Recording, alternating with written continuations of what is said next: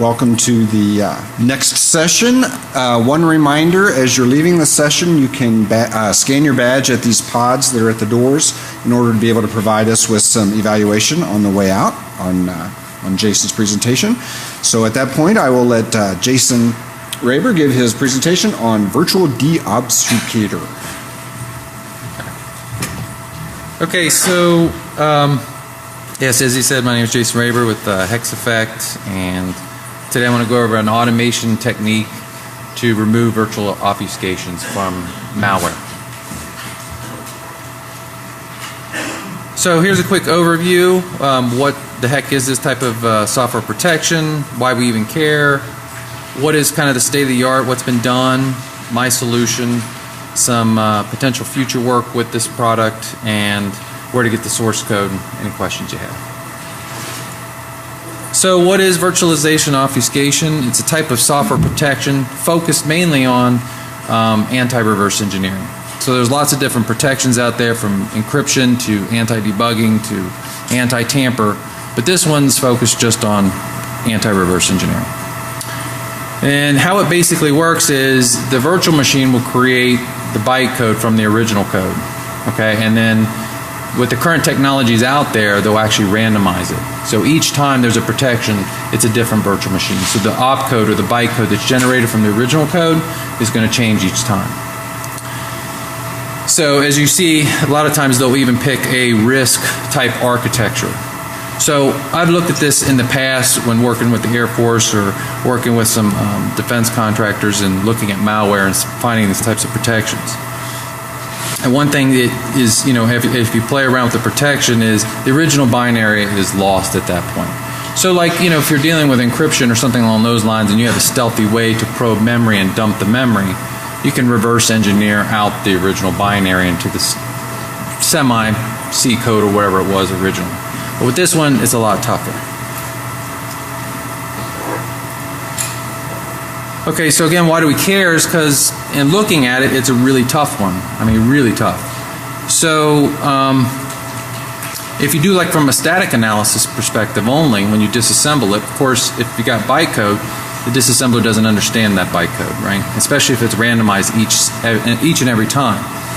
So it's hard to find that bytecode, and you have to spend RE time to go find it. Then from there, if you want to take the dynamic and static, you can start looking at the run trace from it. Problem with that is you got a vast number of instructions, and it's hard to figure out where the virtual machine is versus the actual interpretation of those bytecode. And in case in point, on this project, one of the programs that I used was Themita, and I took one instruction and I turned up the VM completely with all its bells and whistles. And it went and generated a run trace for that one instruction of around 3 gig. So that's pretty hard to go through 3 gig and try to figure out what it's doing, right? So how I've done it in the past is essentially slogged, which that means start reverse engineering it, pull up dynamic, static, find the bytecode. Once you find the bytecode, start reversing the VM so that you can create your own little disassembler, which is fairly fast, but still, it could take a while depending on how complex the VM is itself and how complex the bytecode is. And then what I found out, a long time ago when I was looking at this stuff, is that the disassembler that I created and the work that I put into creating it and breaking at one particular protection, I was given another protection and it wasn't the same, and that's what I come back to, where it's jittered each and every time. So break once, break everywhere doesn't work. So I started thinking about, some sort of an automation technique would be nice.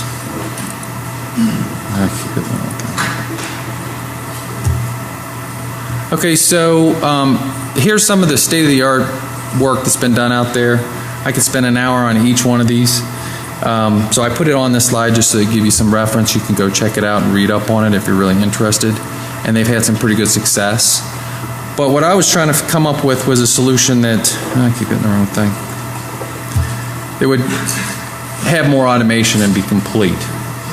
So I came up with this virtual Deobfuscator. And what it does is it uses a run trace from a debugger, obviously, and filters out the virtual machine interpretation, okay? And what you're left with is the semantics and syntax of the original bytecode as it's been translated and executed.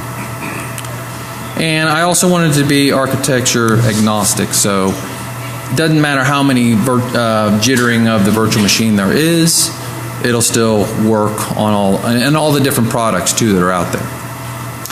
And of course the way it works is through recursive clustering, and I came up with a people optimization. I'll talk more about that as we come to it. So here's kind of a flow of how it works, right? So again, create the parse, create the run trace, then feed it into the virtual deobfuscator. It'll create it'll parse it and create a little database. It'll start clustering. It'll recursively cluster until it cannot find any more.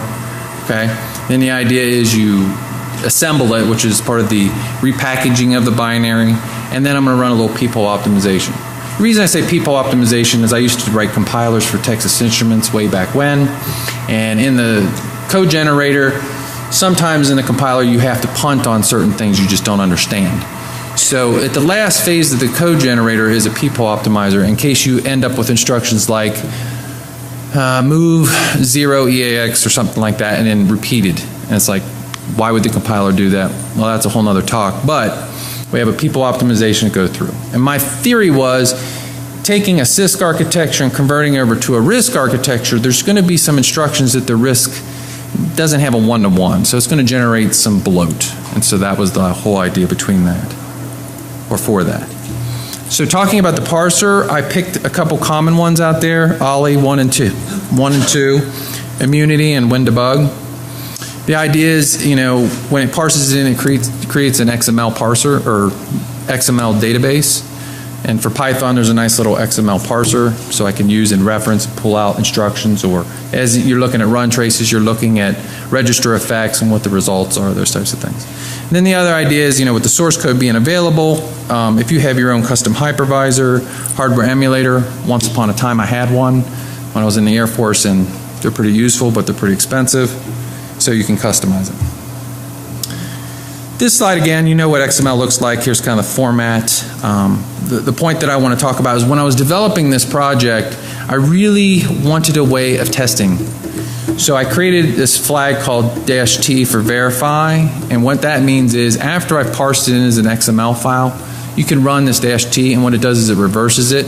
So then you'll recreate the run trace, and then the recreated run trace is going to be verify txt, and you can diff it with your original. So if you're adding your own debugger to this thing and you want to test it, that's one way of doing it. And you'll see where I talk about backtracing, I also, it's again more testing and ways of verifying you're not screwing anything up. It saved me a lot of time. Oops.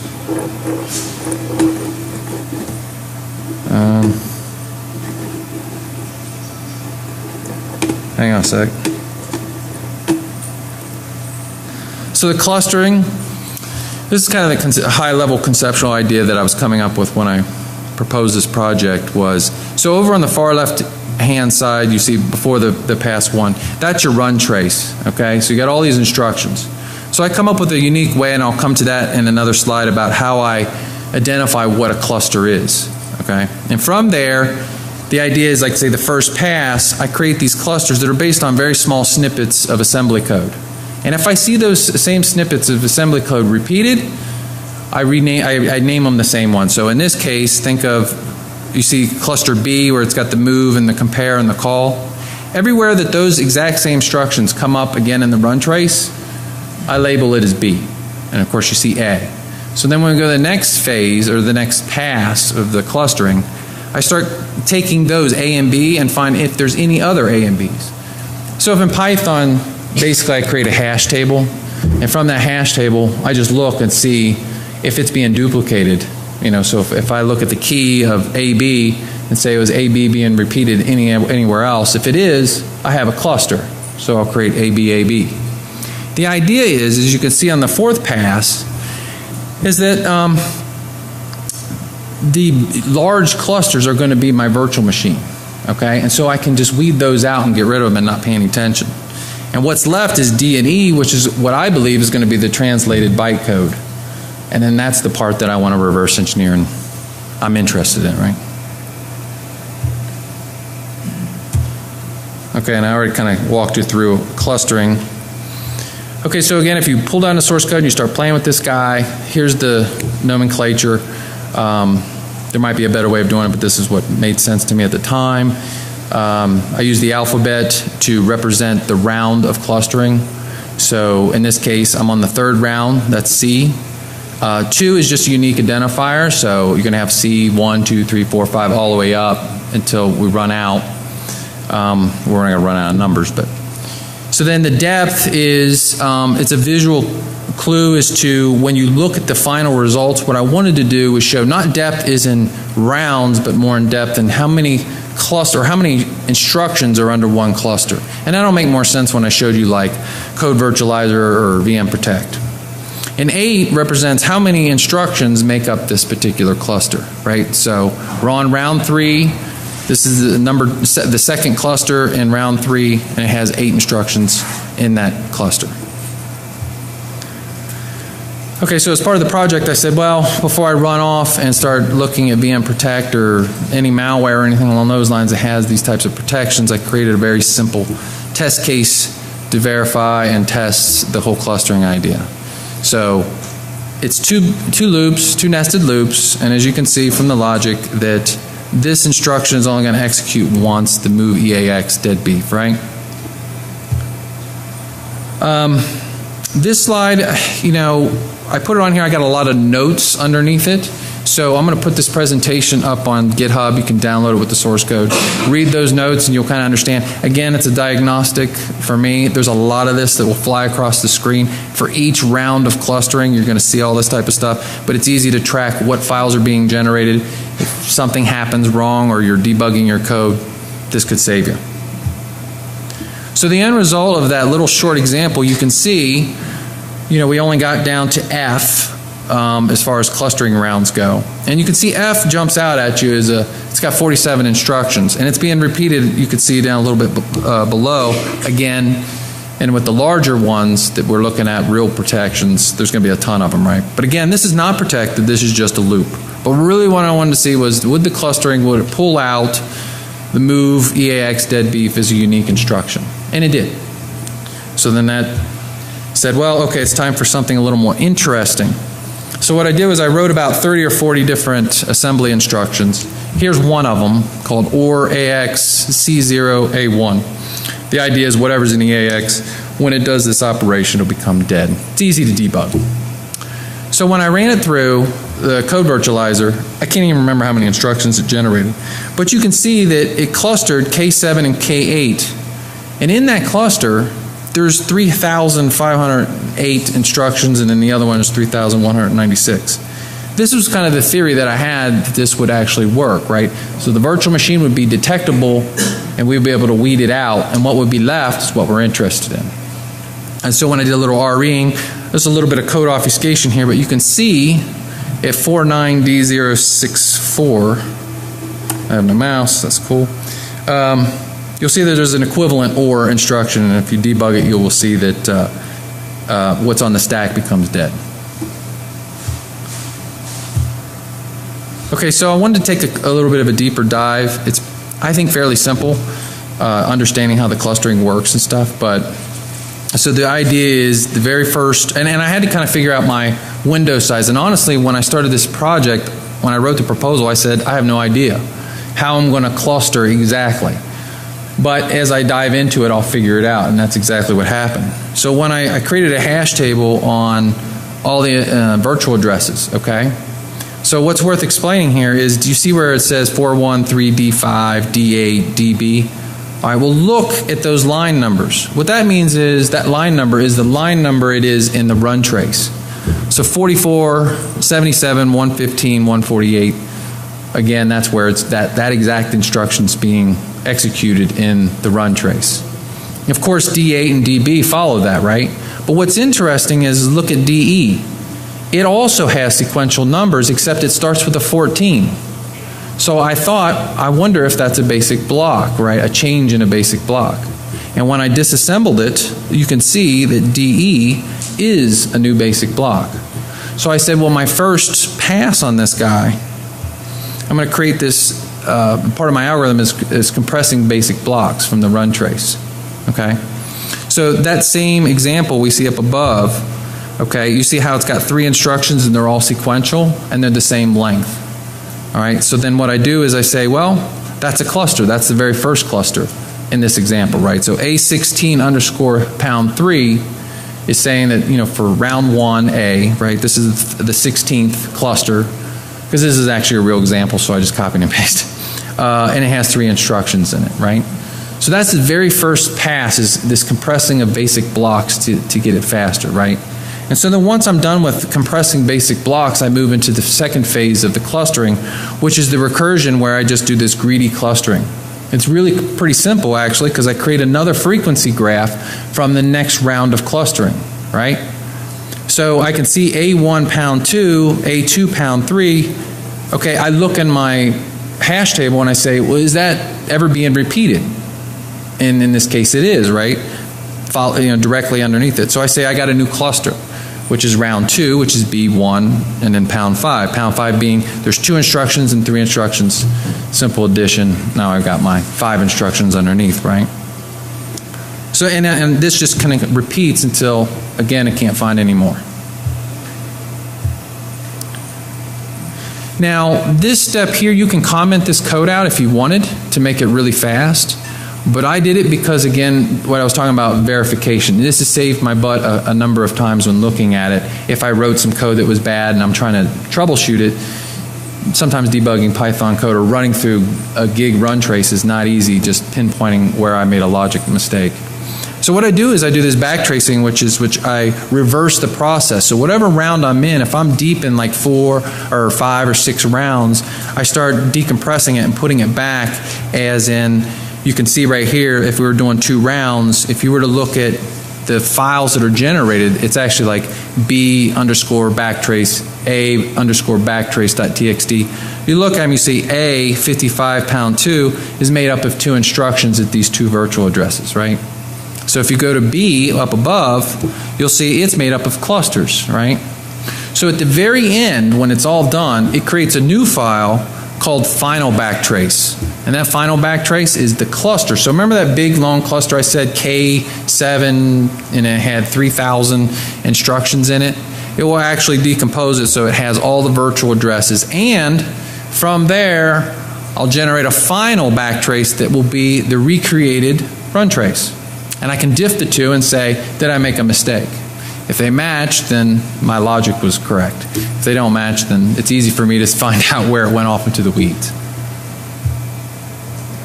And so one of the last steps is creating the new cluster. That's kind of obvious. And then the very, very last step is I create a file called final_assembly.txt. That's the file as a reverse engineer you want to analyze. Okay? So when I showed you that example of code virtualizer, right? That's the file you're looking at, and you're looking at these big clusters. So back to our very simple example, you see the move EAX deadbeat standing out, and that's the area that you're interested in, right? If you want to not look at assembly code for whatever reason, then you can also just look at the last round, and the last round's not going to have that, but you'll see the virtual address, and it'll stand out, and it'll become obvious. If anybody is a VI editor, a guy like myself, then I put in some extra help. That's what this more on formatting is. So in some of the examples above, I didn't put it in because I didn't want to clutter up the presentation, but it's worth noting that you see K2, this is again a real example. K2, it's got 3,000 whatever. It's on line 15 and 990. So in that final assembly.txt file you're looking at, so if you just want to go to that line real quick, you can do that. And then the next number is the 15, which tells me what my offset is currently. Of course, you can in Vim look down and see what line you're currently on. And then the 5,807, if you want to find out where that cluster begins in your run trace, you can bring up your original run trace, go to that line, and that's where it begins. And then, of course, you can copy the 3,226 from there, and then you have it. But I actually make that a little bit easier because I created chunking. So when you're running it through, at the very last, when it's done and created the final.txt file, it creates a directory called chunk cluster. And what it does, it takes all those clusters and puts these files in there. So the big long clusters. And look at this example here. You see F34 pound 173, right? So those 173 instructions, I might be interested in not going and finding the offset and the run trace and figuring out where it is and copy and paste it if I want to assemble it or something along those lines. So if I just want to do a static or any kind of a static analysis, I can just go to that file and see it. The _19, that's just the file offset in your final assembly.txt that you're looking at. What I wanted to also point out is I put ASM just because I get color syntaxing and I like that, but you can't really assemble it. Why? Because if Ollie debug puts offset, or it uses things in its instructions that the assembler doesn't like. So then what I wanted to do eventually, or I want to get to the repackaging phase, which means I want to assemble the final results, right? But I want to remove the virtual machine and just assemble what's the good stuff, right? So I can start reverse engineering. So then what I did was I created a new flag called -s. The concept behind that is look at this real example. You say K2 and K3. Clearly that's the virtual machine at work, right? Because it's huge, it's a cluster, it found it, it's repeated on multiple lines. But all that from E32 to E64, all that cheddar is what you're interested in, right?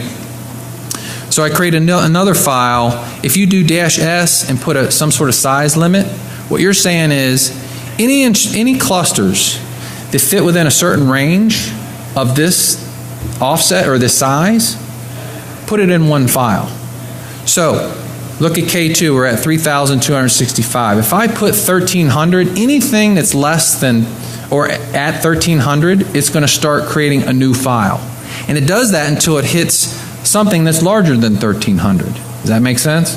So E32 and E64 and all those clusters in between get put into a file called 23.asm. And that file is all the instructions within that range, just to make it easier, right? Because eventually I want to assemble that.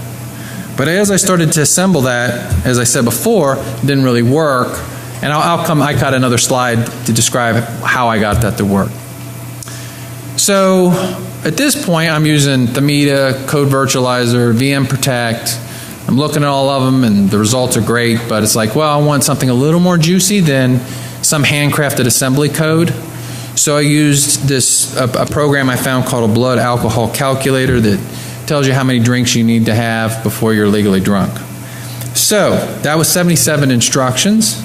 When I ran it through VM Protect and Code Virtualizer, it was around 255,000 instructions. That was the bloat. When I ran Virtual Deobfuscator on it, I was left with 40,000 instructions. Pretty sweet, right? 85% reduction. But as I'm looking at it, I'm like, well, I really wanted it to be 77 or something similar, right? Maybe 100, 120. What the heck is 40,000? That's a lot of work, right? So when I started looking at it, I realized that they interleaved code obfuscation in with the virtual obfuscation. So it's a nested protection. And then my people optimizer, and I was thankful that I was fast on this project and was able to meet my milestones early, because now instead of writing a simple people optimizer, I had to write a code deobfuscation type utility, right? So here's a couple little small examples, but believe me, there was, I don't know, literally 100, I'd say 100 different ones. What was interesting though is looking at the 3 different products, they were using a lot of the same things.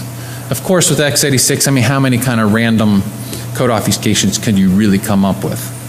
And these are, again, very simple, ridiculous, easy things to do.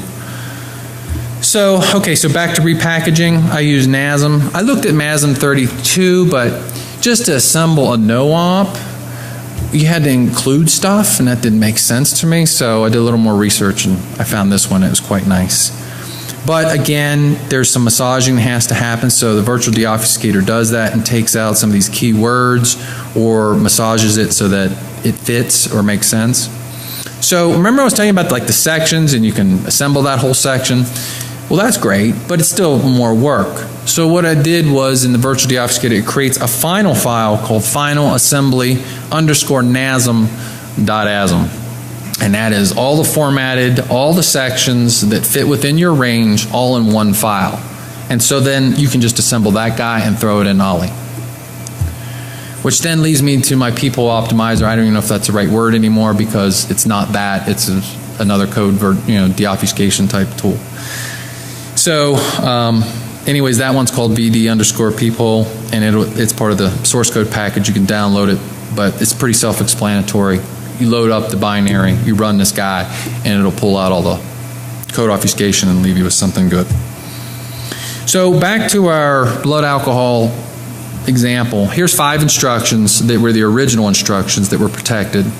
After removing the virtual machine, there were still 3,329, and just to represent these 5 instructions, and all that was code obfuscation. After running the peephole guy, I got it down to 359. The reality is I could probably get it even tighter, but I was running out of time, so it was good enough. But the point was I was able to reverse those 359 really quick and say it was equivalent to these instructions. So I'm having a good time at that point. So okay, as part of the project I said, well, it's great handcrafted stuff, but I need to look at something real, you know, what's out there. So I grabbed the first one on offensive computing, which I think is now called open malware, called Win32 Clone AF. And as soon as I disassembled it, I saw a recognizable section called VMP0, and I ran it, of course, on the virtual deobfuscator. I've got a lot more information. I'm not going to spend a lot of time talking about what this malware did. If you're interested, go to the website and where the source code is and read all to your heart's content. Point is, though, within a couple hours, I was able to look at my run trace, filter out the virtual machine, and pull out these little nuggets that told me exactly what it was doing, which was the whole intent of the project. Remember, this is a tool not for an idiot, but for a reverse engineer that can run it and then get down and dirty without spending a lot of time fooling with the protection. Move on. Go. Okay. Oh, I skipped one. Let's see if I can't. Well, anyways, that's where you can get it from. And that's the disclaimer I got to put on there.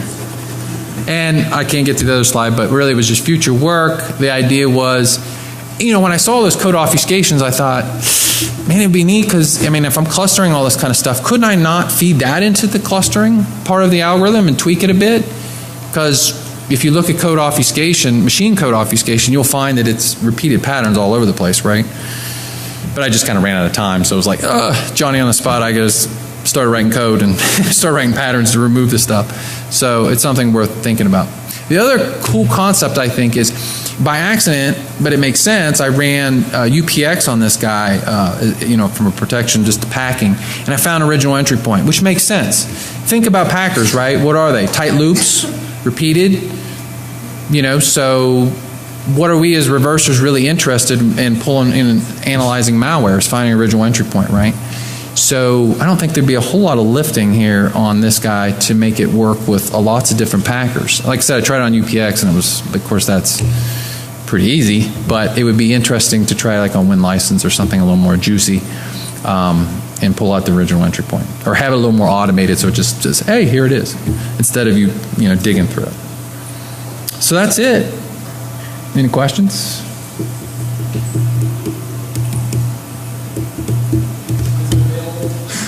Yes. Yes. You should be able to go to the site and pull it down. It's got some, again, more documentation. I think I documented pretty well. At least that's what I was told. You know, yeah. So.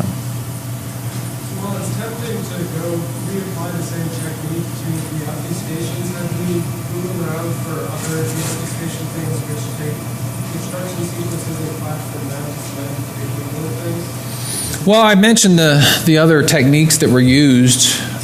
They did not do that. I did, when I saw the code obfuscation, I went out to Woodman and pulled down some. I found a decent one, but it only removed like 1 or 2 code obfuscations from the machine code obfuscation perspective. It only removed 2, so I was like, I didn't have time. I was really running out of time, so I just wrote it myself. But I did look. I spent like a half a day.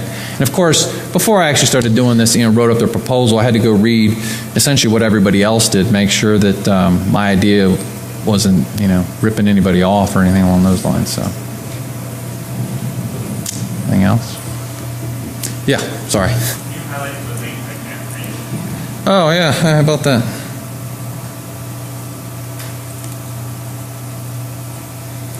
That's great. Hang on.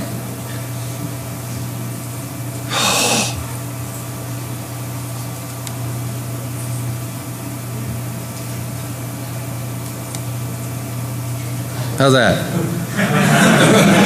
No good. Let me. Can't I?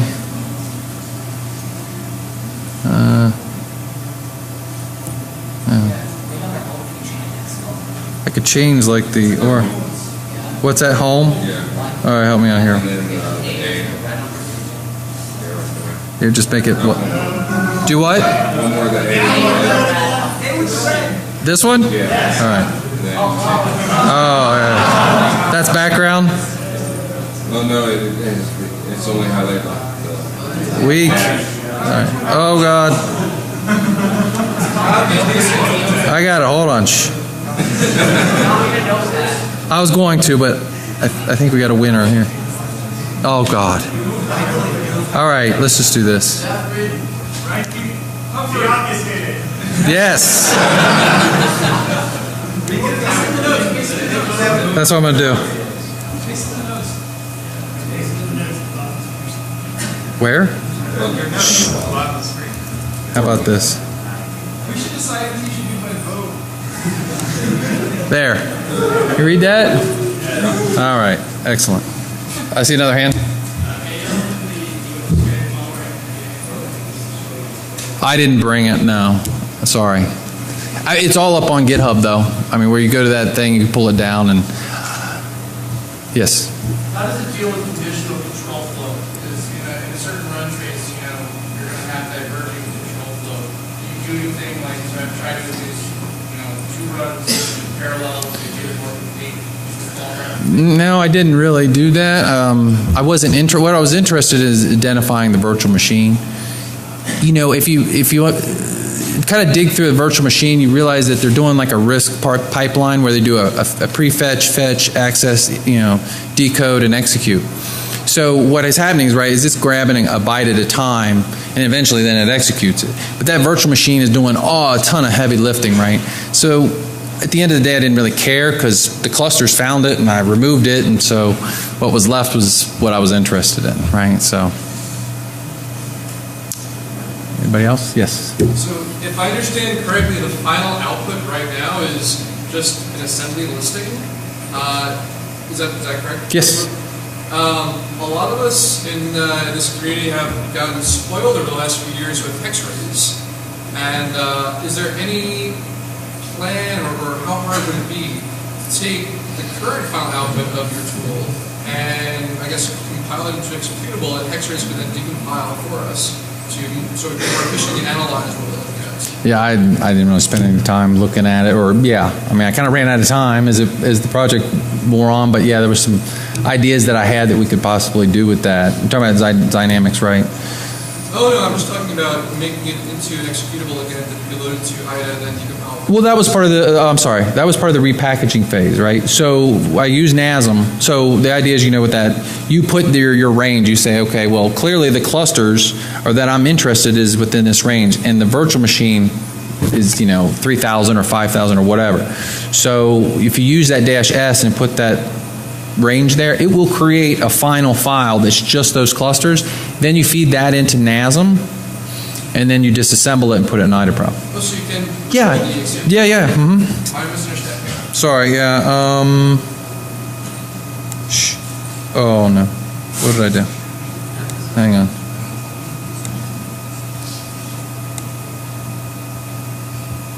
Yeah, so the peephole, again, I don't like that name anymore, but it is what it is.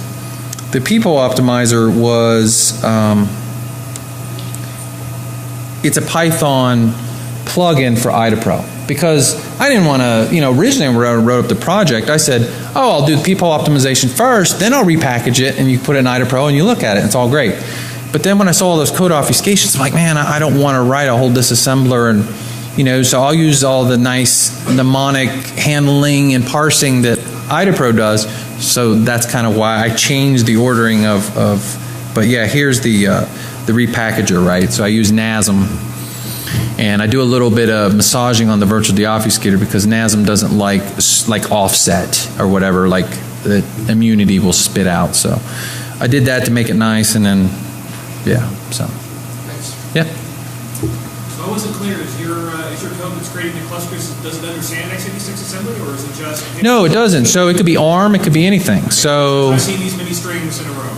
yes, sir. I mean, it's really based off kind of virtual address, and it does look at the instructions, but it's looking more from, so, polymorphic code or something along those lines, or, certain protections could put like encryption and then execute that, do some JIT and then clean out that memory and put some other code there. So it does look at the virtual address and look at the instruction, but not from a parsing of it's a string compare. It just says, does this instruction match this one later? Okay, great. Then it's the same instruction. Does that make sense?